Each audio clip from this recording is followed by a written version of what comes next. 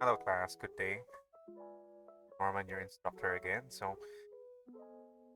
Just as promised, I'll be uploading you force vectors problem sets, one selected, selected problems, provided some are also there. Let's go through it one by one so that you can have more idea on how to solve different variations of force vector problems. Okay. Okay.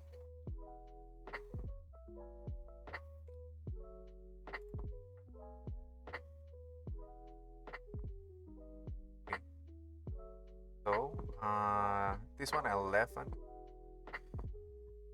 can solve for f2-5 and 2-9. So I answered this for you guys. Hopefully you get your solutions right dito. And these are the answers so that you can have a little bit of confidence. The overall goal naman is to practice how you solve them step by step and in a much more efficient manner. Let's go with f2-5. So here we have a force and this force there, F. We're being asked find yung force along the AC members. Okay, we have a force here, 150 pounds, acts on the frame as shown here. Resolve this force into components acting along members A and AC. This is kind of similar to our sample problem where we're given in a way a resultant force na, so to speak, okay? And we're gonna find out ano yung mga components ng force ng 450 pounds dito. Okay? Write down muna ano yung required. So we are required to find yung components, resolve the components acting along the member. So we have yung force AB and then yung force AC. Second one, okay, we first draw muna yung diagram natin to lay out our components. Paano ba to? So we just draw out parang x and y axis natin dito and reflect the angle so that we can know what are the angles involved. We know na merong 30 degree sine dito and 45.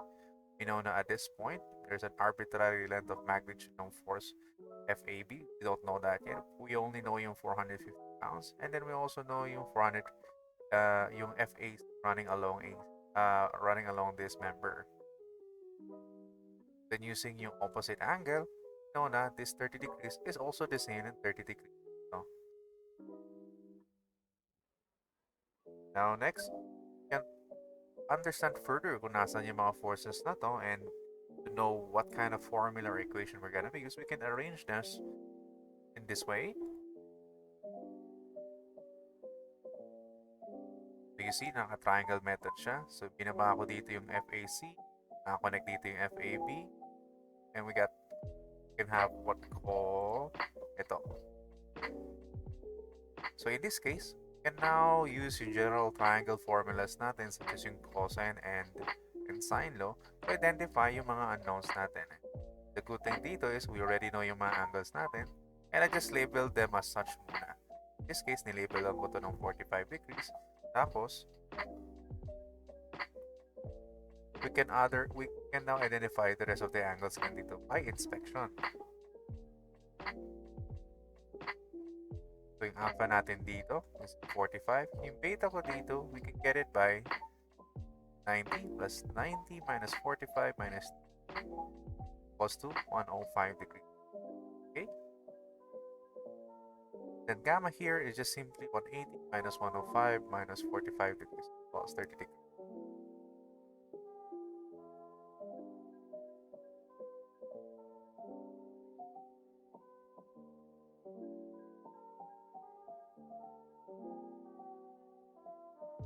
Okay? Then third one is we can now using sine law to obtain yung components. If you recall, yung sine law natin is A over sine A, B over sine yung opposite angle B, and then C is equal sine divided by sine C. So, substituting yung mga known values natin, in this case, yung 450 pounds, yung opposite angle niya ng 450, that will be yung gamma here. So, that'll be sine 30 degrees. And then we can now know yung force AB natin is ito, side na to, divided by sine 105. You can get the answer as, we can do the same things for FAC. And we have the 869.33 and yung 636.696 pound force. Dali lang, di ba? Let's just recap yung step. What we did is, okay, sige, we draw out your diagram muna. Ano ba may itsura ng forces ito? You can use yung, and then we convert them into yung tip-to-tail method just to form yung triangle natin. Sure, you can get yung X and Y forces, pero you would be doing a lot more longer step. And then you use yung principles ng trigonometry nyo and yung opposite angle rules. To get yung angles. You can get them by inspection. Then using sine lang na lang to obtain yung mga components. Next one naman is 2-9. Go for it.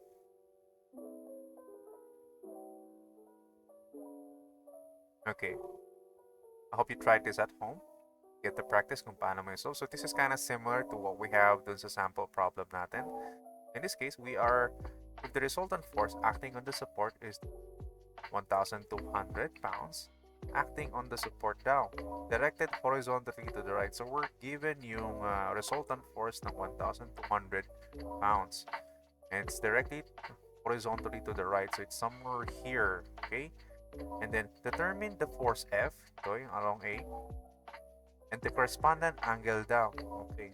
From the diagram, we're also given force B at 900 pounds, 60 degrees from the negative y-axis. Okay. And we're asked to find yung F along the A, labeled A dito, and then yung theta from the positive x-axis. Dito na yung answer. So hopefully you got the answer right. But let's do it step by step.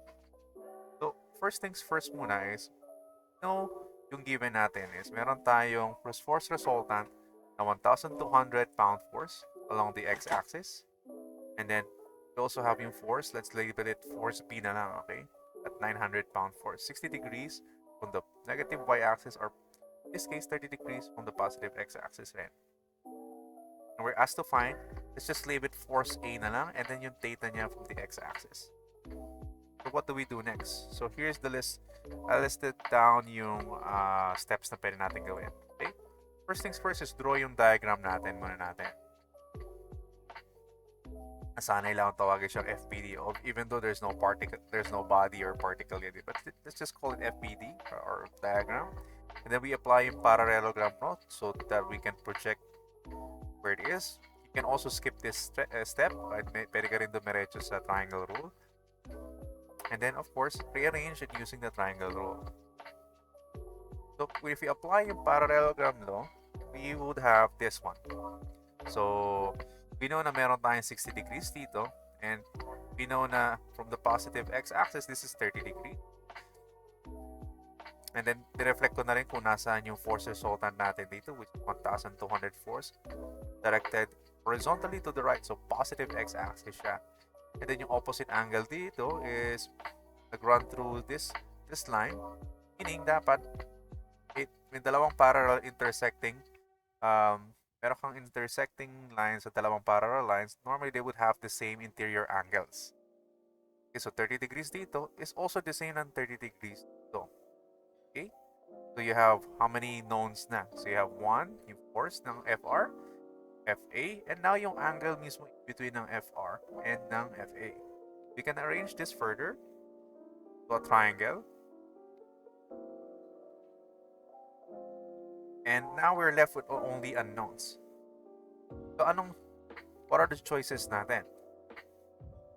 We can go the sine law route, pero we still have two unknowns eh. So, and we're not exactly sure kung 90 degrees nga to or everything. We can't be too sure of that yung relationship nun eh. So one thing we can sure is we have two known sides, 900 pounds and 1,200, and yung opposite angle ng unknown natin. So what do we do? What equation is left? We can actually use yung law of cosines natin, and we can reflect it as such, where FB is equal to the square root of of the sums of the squares ng FA and FR minus the product ng 2FI, FR, and cosine 30 degrees. Okay? We substitute yung values, we get yung 616 pound force. In this case, I got 615.94. I just rounded it up to 616. Okay? But this is also acceptable since I'm okay with 2 decimal places naman eh. Okay? And then for the angle naman, you simply use yung sine law for the angles. So in this case, it's kind of different lang naman. Normally, na-associate natin as FA over sine theta. Pero okay rin yung baliktad kasi ganun rin naman yun eh. This can also be written, okay lang naman hindi ka magsimula ng ganyan para hindi kayo malito. So, ang ginamit niya dito yung FA, di ba? So, pwede natin sulat rin as FA. So, yun. And then, over sine theta. And then, ang ginamit niya dito is yung FB since we already know yung FB. That's cool. And then, over sine 30 degrees. Okay. Technically, pag minultiply mo naman yan, so FA sine 30 degrees, then FB sine theta, tapos you divide both sides by each other, ano? So FA dito, then FB, then nilipat mo lang naman. Ganun rin, pwede rin. FA, and then FB. Wala to. Okay, so basically ganun nangyari. So I skip a few steps lang naman dito. Pero technically they're the same pa rin naman, okay? Sana wag kayo malito doon.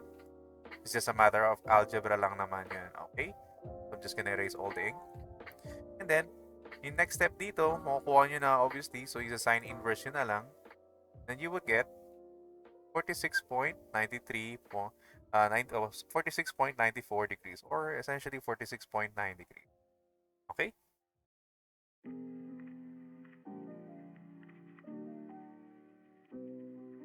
Go back. So, makikita nyo, it's kind of easy when you do it step by step. You label the process and organize ang pagkakasulat niya pagdating sa papel. If you're just watching lang to, there will be timestamps below naman to check what are the solutions to this particular problems na binigay ko. Okay? Of course, yung mga labeled na ready to hopefully masagot nyo, and I will be checking that on Wednesday. I think nag-update na ako sa mga class reps nyo, and I'll be collecting your papers then. So next one is this one. So obviously, I selected this one and this one for you guys to answer. They're pretty much the same pa rin naman. Okay? But at least dito, you get the hang of paano siya i-solve manually. Alright? So in this case, hindi ko pinox yung F2-9. So this one, I'll be showing yung solution for you. The final answer for this is 1,254 pounds. I think naka-round up to. And then theta ko is 259. So, determine the magnitude and the resultant force acting on the corbel and its direction theta, measured counterclockwise from the x-axis. So in this particular example, sinabi talaga na theta measured counterclockwise from the x-axis. Okay? Please take note of that lagi. If di binigay yan, let's just assume that it's from the positive axis. So you're gonna measure it counterclockwise kasi yun naman yung standard. Okay, so let's solve this.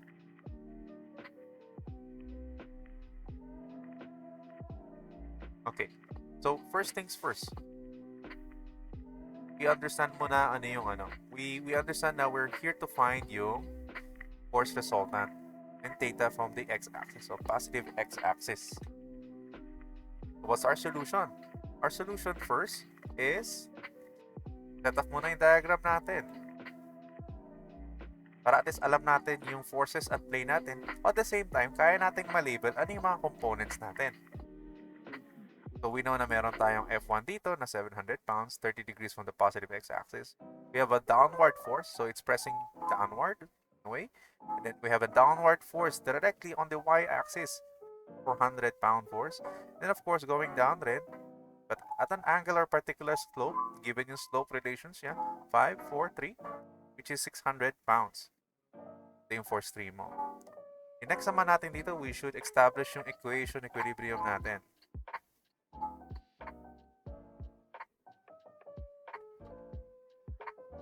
I'm gonna be honest, pagdating sa equation equilibrium, technically, this is for your third lesson pa. Pero, kumbaga, I'm just summing up yung equation ng x components natin for our FRX, and then yung y component ng,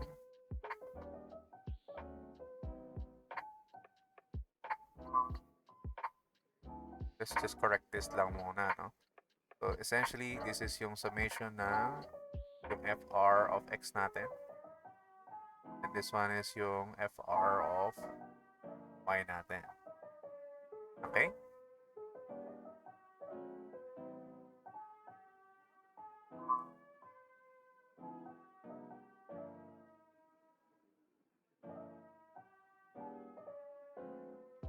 Maganda nito, since we're trying to find yung components ng determine the magnitude ng resultant force. For us to know yung magnitude ng resultant force, we need also yung x and y components ng x and y components ng FRX. The good thing is we're already writing equation dito where we know na we have yung F3 as yung only positive thing dito. So F3 times 3 over 5 for yung F3x minus F1 cosine 30 kasi it's going to the left eh. Whereas yung force 3 natin, yung force 3 along the x-axis is going positive kasi going to the right siya. Okay, and then you have all yung downward nito. We have minus F2, negative F2, negative F3 4/5, and negative F1 sine 30. In this case, we can also write na yung Cartesian vector notation para diretso natin makita kaagad yung x and y components ng resultant force natin. In my case, ang ginawa ko, sinulat ko muna yung CVN ng F1. So, yung force vector F1 is equals to negative 700 cosine 30 degrees. Going downward yan. Tapos, so ito yun. Going to the left pala yan. And then going downward yung y component ng F1. So, negative 700 sine 30 degrees. Next ko naman is kinuha ko yung 2. Kung mapapansin nyo, wala siyang x kasi nasa y-axis lang siya. So, 0 yan. And then, pababa yung 400 pounds niya. So, negative 400 pound force J yan. And then, yung F3 naman dito. So, this one, pag kinuha natin yung x component nito is going to the right. 600 3/5 pound force. And then, yung y component naman ng force 3 natin is pababa. So, minus 600 times 4 over 5. Now, ang maganda nito, we can just simply add them together to solve yung Cartesian vector notation for our force resultant. In this case, we will have negative 246.22 and minus 1,230 J. Ang maganda nito, ito na mismo yung force, resultant force natin for x and y components ng resultant force natin. So, ang next question is magnitude ng FR. So, yan yung without an arrow. That's simply FR equals to the square root of the sums of the squares ng x and y component nila. Substitute yung values to get 1254.402 or 1254 pound force. Okay? Yung direction naman ito is simply yung tangent inverse ng y and y component natin. Pero man, yung unang makukuha ang sagot dito is actually 78.68 degrees. Technically, yung negative magka-cancel out. Pero bear in mind, ito yung first clue natin. Since parehas yung y and x components natin for our force resultant are both negative, that gives you a clue saan nanggagaling sila. Because that's placed, so your force resultant is pointed most likely in the third quadrant. And remember, we're being asked to measure data counterclockwise from the x-axis. So that should be 258.68 degrees counterclockwise from the x-axis. Okay?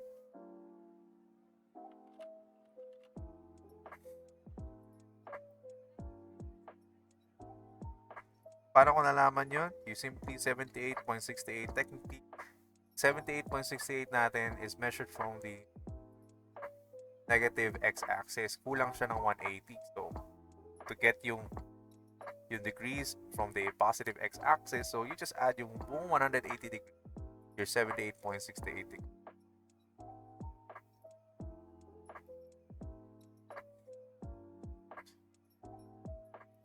Okay.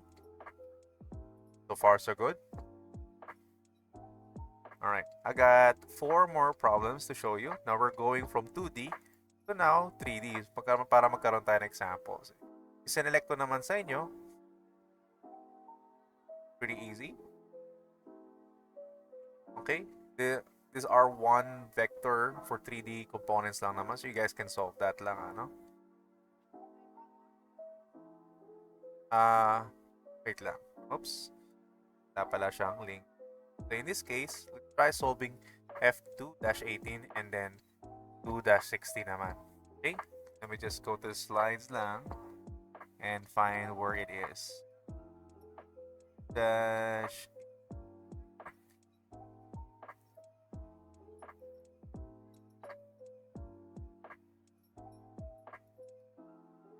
There we go. Ito yung 2-18. So mapapansin nyo dito, we're being asked to determine the resultant force acting on the hook. So we have shown this diagram, which is pretty neat drawing by the way. And when we're given initial angles to identify where the positions are. So in this case, dalawa yung force vector natin. We have force 1 acting 3 dimensions. Pero this one, wala siyang x-axis kung mapapansin nyo. Acting on the y-axis and then nakaangat siya. And meron lang siyang involved na forces sa y and z-axis. That should give you some clue kung ano yung mga equations niya. And then, meron tayong x-axis. So, and then meron tayong force 2 who has both x, both y, and yung z-axis niya shown below. Okay? So, meron tayong 500-pound force for force 1, and then F2 for 800-pound force. So, ang kailangan natin determine the resultant force acting on the hook. For us to know that, we should know yung x and y, x, y, z components ng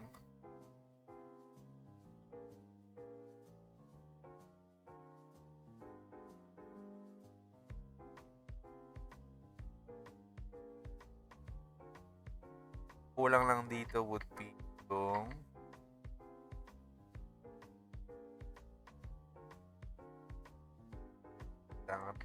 gawin natin consistent yung kulay natin. Purple, there we go. Kulang lang dito is of course yung plus yung FR. Okay. So, kailangan rin natin yung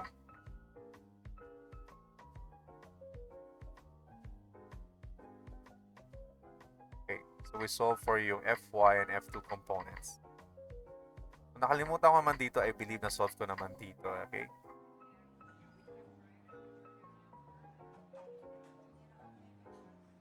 So first we draw yung diagram.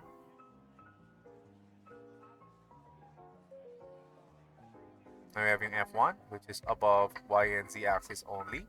So that's one observation you should know. Now we have yung force 2, yung involved angles niya is 45 and 30. Take note, dito yung coordinate direction angles niya. So F2, 800 pounds.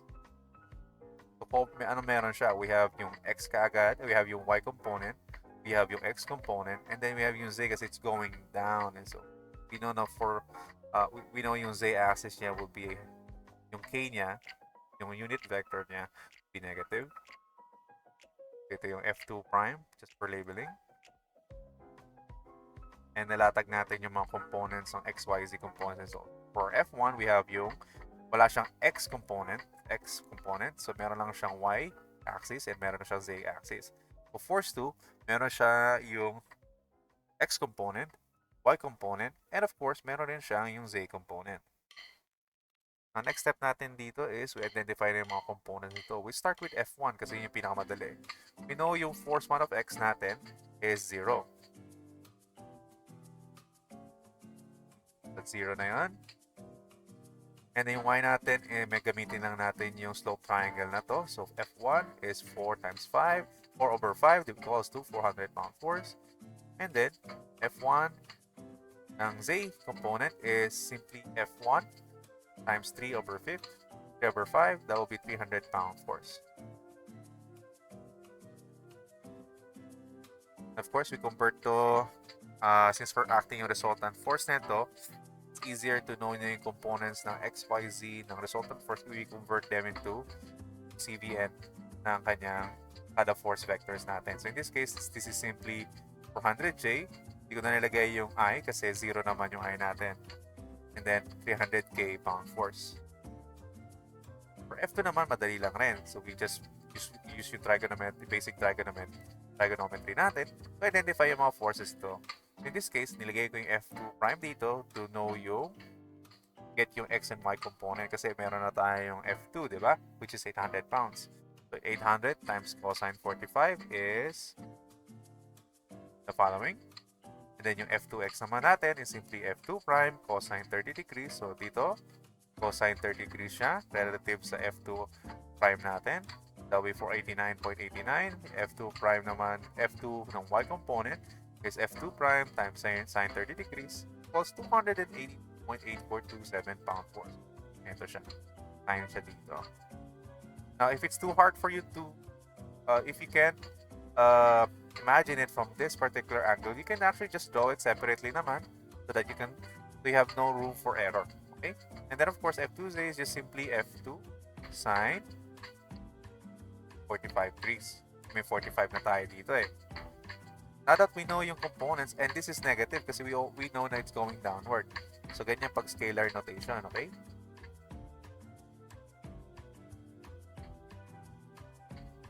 And this CVN is Cartesian vector notation niya. Susulat lang naman natin components. 489, positive. Positive pa rin yung Y. Pero negative na yung 565 kasi it's going downward eh. Going to sa negative z-axis niya. All we have to do na lang is just add them. All we have to do na lang is just add yung force 1 and force 2 vector natin accordingly.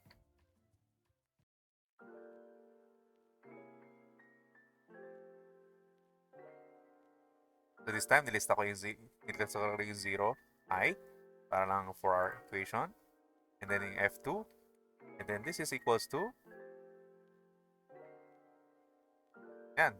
Ito yung magiging force resultant natin. Maybe to be specific, ilalagay ko na lang sa instructions is determine the resultant force, CVN, or yung Cartesian vector notation. Pag pinindot ko ba ito, babalik tayo sa slides. Okay. Wait lang. Let's go back. Okay, so yun yung F2-18. Paano naman yung F2-60? Let me just select yung slides ko. So, for F2-60, if we're gonna look at it, we have angles dito, pero they're not necessary. You could say na you have in coordinate direction angles, pero you're missing one. Okay? So we're being asked here, determine the magnitudes of the XYZ components of F. XYZ components. So essentially, this is just one vector, and then ito naka-spread out yung kanyang mga force vectors niya. Okay? Meron tayong alpha, beta, so wala tayong gamma dito. I think we have clues na kung paano gagawin natin dito. We're also given yung magnitude niya at 80-pound force. And shown below. Again, let's give it a go.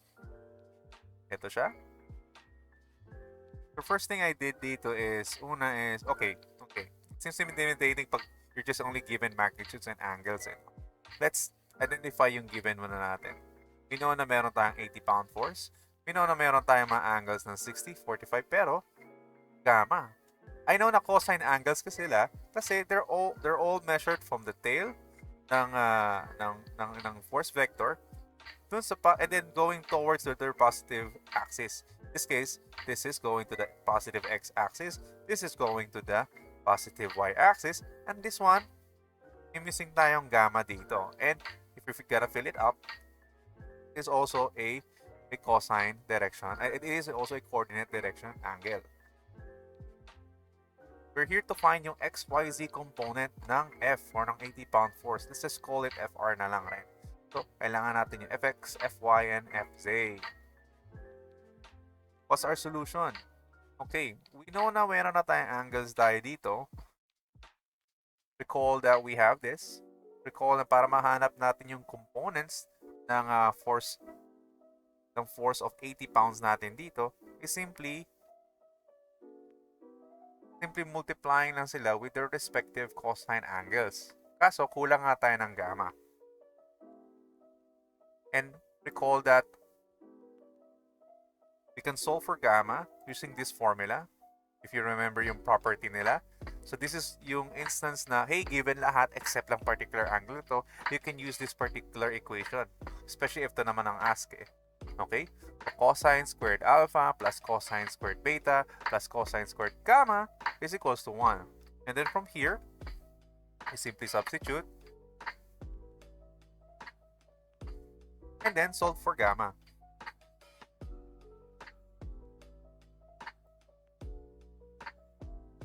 I chose yung 60 degrees kasi kailangan from the positive x-axis tayo eh. Okay?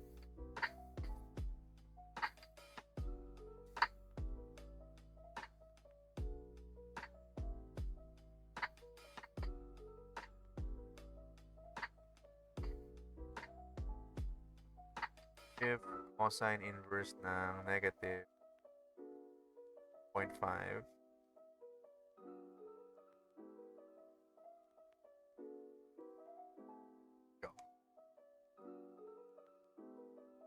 kasi yung 120 na yun is referring from the negative z-axis eh.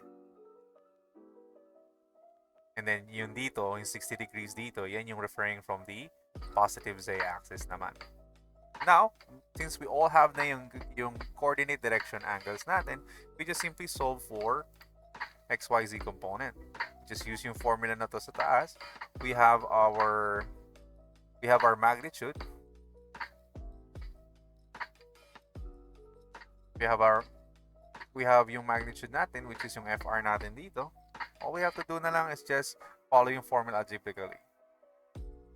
You will get 56.569 for Fy, 40 pound force for Fx, and then another 40 pound force for force vector Z.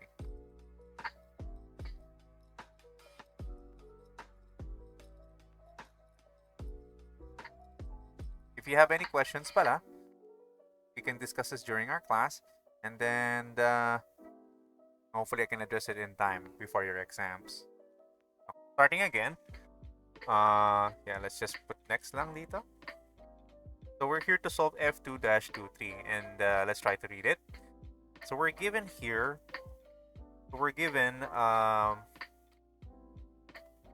two cables, then may pole siya dito, and then we're given a force dito. Where force B here, or force AB na lang tawagin natin, is 840 newtons, and then force AC dito is 420 newtons. So we're being asked here to determine the magnitude and the resultant force at A. So meaning we have two forces dito. So gusto nating malaman ano yung basically, wait, the pen working, there we go. We're here to ask ano yung FR or yung resultant, yung pinaka-resultant force ng dalawang dito. Kaso we're not given angles. We're just given forces, FAB, and then force AC, and we're also given positions. So physical, we're given length, we're given physical position. So meron tayong mga position vectors involved. May position force vectors tayo. Then also we have yung mga respective magnitudes din nila. Okay, let's go through yung solutions natin. Let me just erase this.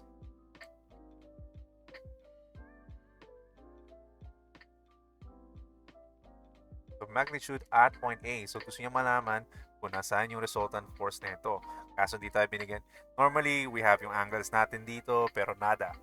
We're only given yung dimensions ng positions sa mga points ng A to B and A to C. So in short, we need to know yung position vectors nito in order to translate it sa force vector. Okay? Ulitin ko. We're given yung positions nila dito. So we're given, we need to find yung position vectors position vectors and yung position magnitudes rin nila rito and yung magnitude equivalent nila in order to translate yung mga yon to or to identify yung force vectors and to get yung resultant. So let's start. So recall that for our forces, the resultant force is the summation of all force vectors involved. In this case, we can translate that to Fr is going to be force resultant at point A is equals to force vector AB plus force vector AC. Okay? And since we're only given yung mga dimensions nito, we can identify technically yung position vector AB and position vector AC. And we have and we can convert yung magiging magnitude natin dun and yung vector forces.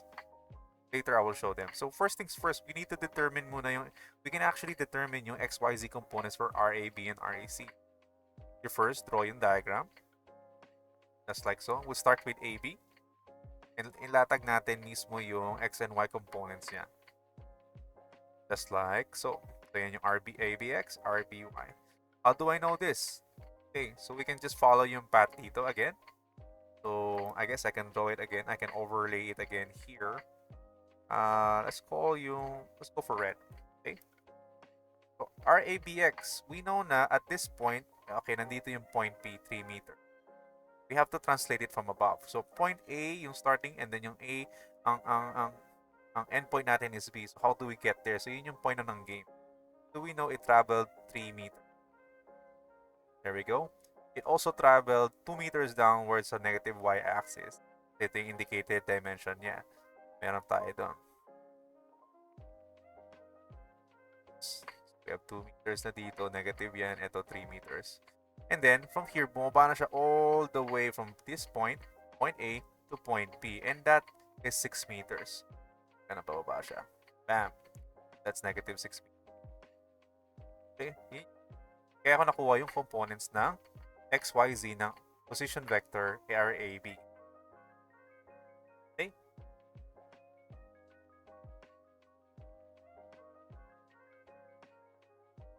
Next ko naman will be yung AC. Let's just keep up yung drawing. So, yeah. AC naman. So, ganun rin. We're gonna follow the same path. So, yun yung name of the game. Okay? Paano magta-travel yung paano mo ma-reach yung point A to point C accordingly? Just travel yung path mo na. Unahin mo muna yung X, then you go to Y, and then you Z. And then apply yung tip-to-tail method lagi so that you know yung direction. Okay? So, let me try naman a different color. So, let's go for orange. So, let's do that again. So, for here, magayahin lang natin to. We know na from here, that's about 2 meters. So, yun yung space niya. So, here, travel. Okay, it's not working. There we go. Working now. So, yan yung 2 meters.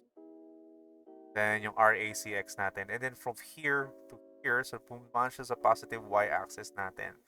Gagawin natin, that's about, what, 3 meters naman, ano? So, going here, somewhere here. Yan yung 3 meters niya. And from here, 6 meters rin yung layo niya from this point to this. Go downward. That's 6 meters or negative 6. From here, we cannot get yung components nila by applying yung head-to-tail method. And of course, yung formula natin ng head minus tail to get yung specific components ng RAB and RAC.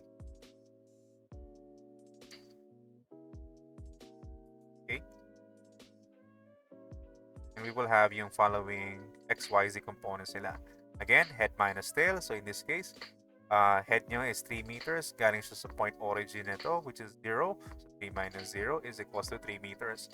RABY naman natin is head niya is negative 2 meters kasi nasa negative y-axis na tayo. Galing sa point origin. So that will be negative 2 minus 0 equals to negative 2 meters. As ABZ naman natin, ito, ang head na natin is negative 6 kasi pababa siya from here. And yung head natin is, actually yung head natin is 0 kasi pupunta na siya towards the origin point. And then yung tail niya is actually 6 meters. So that will be 0 minus 6 meters. It's equals to negative 6 meters. Okay? That's how I got yung RAB XYZ. So ganun rin for position vector RAC. Ito yung mga components niya, head to tail rin. So here, 2 minus 0 is 2 meters. And then we get RACY, Y components. This is 3 meters. Minus 0 na tail, that's 3 meters. And RACZ naman, that will be from head to tail. So here is 0 minus 6 meters. Now we know na yung components ng position vectors RAB, RAC. We can get na actually yung magnitude niya.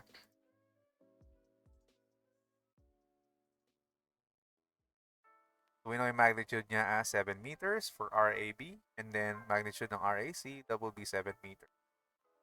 Tapos, we can actually get na yung force resultant, we can convert this into Cartesian vector notation. And ito yung magiging result niya. Simply get yung components lang nito. So 3 minus 2 minus 6, 2 plus 3 minus 6. Okay, later you would find out why this is important. So we can now actually solve na for vector FAB and FAC. For that, ito yung translation from position vector to force vector. Okay? Recall na yung force vector AB natin is also equal to FAB magnitude times yung unit vector AB, wherein yung unit vector AB can be represented by the position vector divided by its magnitude.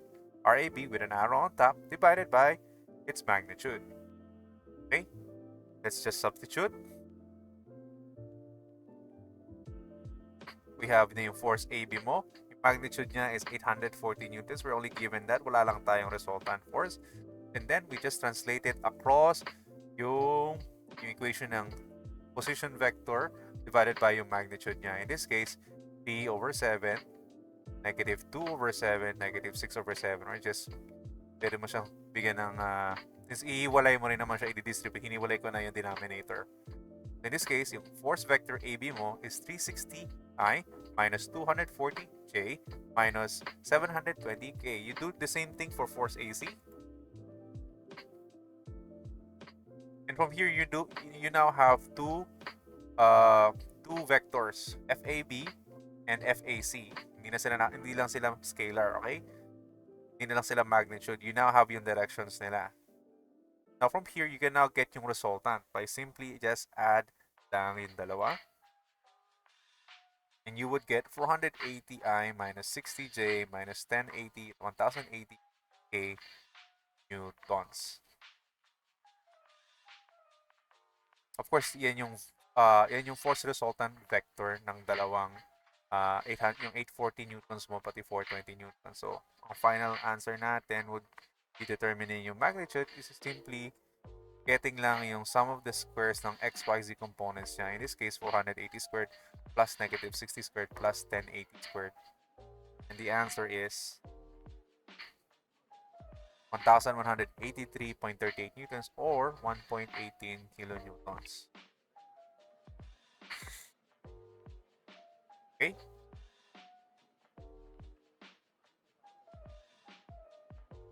And then, of course, we have one more problem left. So, just ulitin ko lang dito. So, this is the type of problem where you're given a force magnitude. Yung magnitudes lang ng FB and FAC and FA.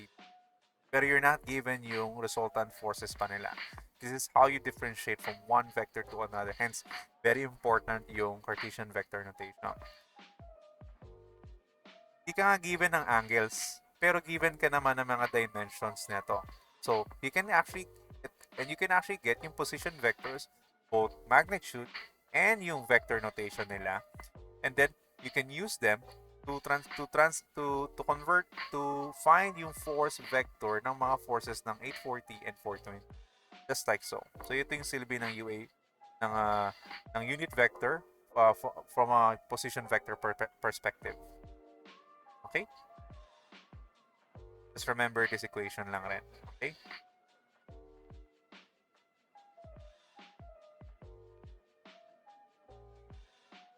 We have one more problem dito. So we're here naman. So again, we're given yung dimensions kung saan sila, yung basis nila from the origin point, yung layo nila from its respective axis, and we're also given an angle. In this case, we're given 2 times of vector, a force, that's its magnitude na 600 Newton, and a theta from the position vector AB.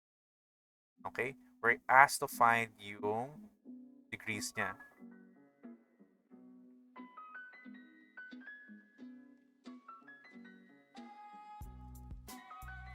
So, in this case, trinato ko na lang siyang force vector ng RAC, which is 600 newtons. Yun yung, I'm gonna put it as yung magnitude niya. Okay?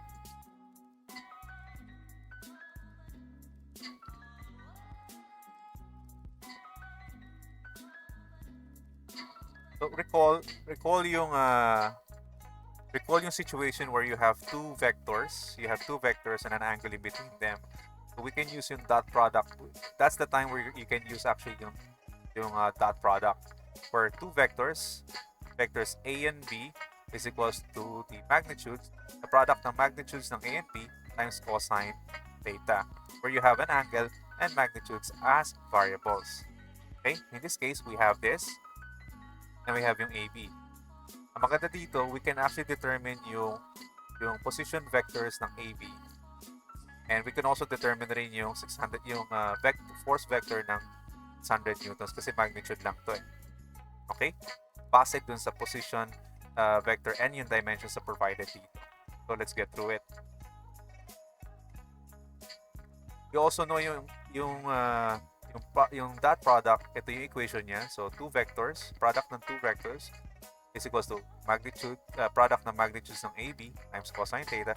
It is also equal to its yung component variables niya, which is AX, BX plus AY, BI plus AZ, BZ.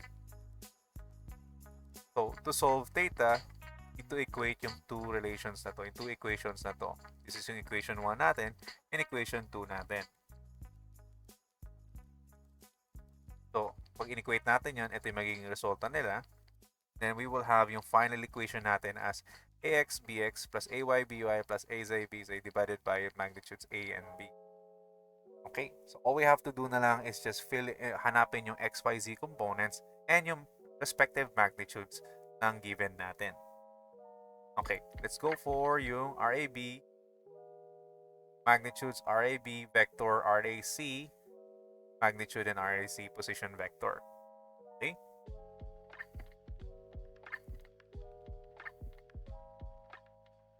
Kinaganda nito, nakalatag na yung mga dimensions natin dito. So for RAB, we can get yung XYZ component niya. Okay?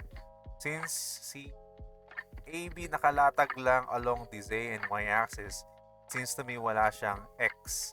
Wala siyang head, wala rin tail yung X niya. So that's 0. For Y naman, meron. Kasi alam natin from the point origin, that's 3 meters away. So yung head niya is head natin is probably 3. It's 0 pala, no? And tail niya is 3 meters kasi going there siya. Going towards B. Hindi natin i-drawing yun. Teka. And then ibayin natin yung kulay. Let's just use red lang muna. Okay. So for RABY naman, so ang game is from point A, papunta siya paano po point B. So in this case, magta-travel muna siya dito. Okay. So ito yung tail, it's 3 meters, pero ito yung point origin mo. So 0 meters to. So hence 0 head minus 3 yung tail. So negative 3 meters. And now, it has to travel up naman. So meron tayong height na 4 meters dito. So point origin mo, that's 0. So yan yung Z mo naman. So yan yung RABZ. Ito naman yung RABY. Okay, so mapapansin nyo, yung tail is 0. And then yung head mo is 4 meters. So in this case, head 4 minus tail 0 is 4 meters. Okay. And from here, you can write down na yung Cartesian vector notation para later mahanap natin yung respective force vectors natin or yung case vectors lang. Okay, so mapapansin nyo wala yung x kasi 0 lang naman yun. So 0 I.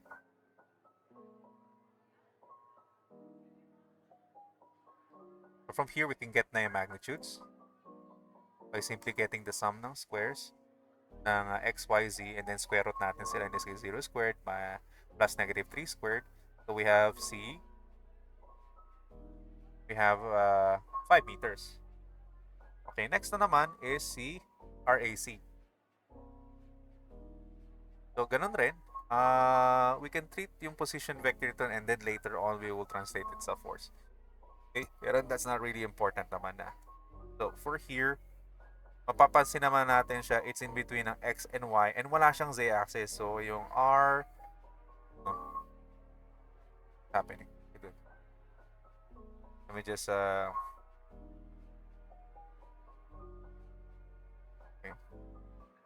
makita yung forces. Okay, good. Try natin yan. Then, pili tayo ng ink. Let's go for blue na lang para maiba. So, kung mapapansin nyo dito, walang R, A, C, Z kasi nasa X and Y axis lang siya. So, paano natin sisimulan?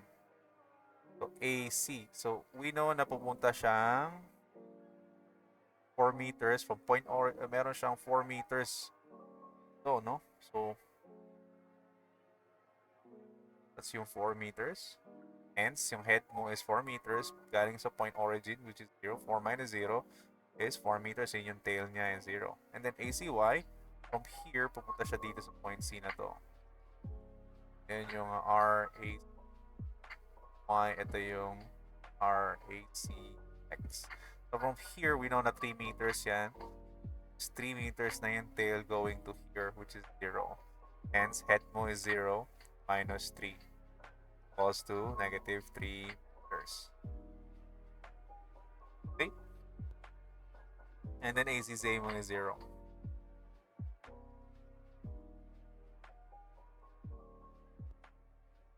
So from here, you can also get yung Cartesian vector notation nito. And then you can also get yung magnitude, which is 5 meters rin. Okay, so far so good. Now we can actually solve for theta na. Ang kailangan mo lang naman is yung XYZ components and yung dalawang magnitudes nun.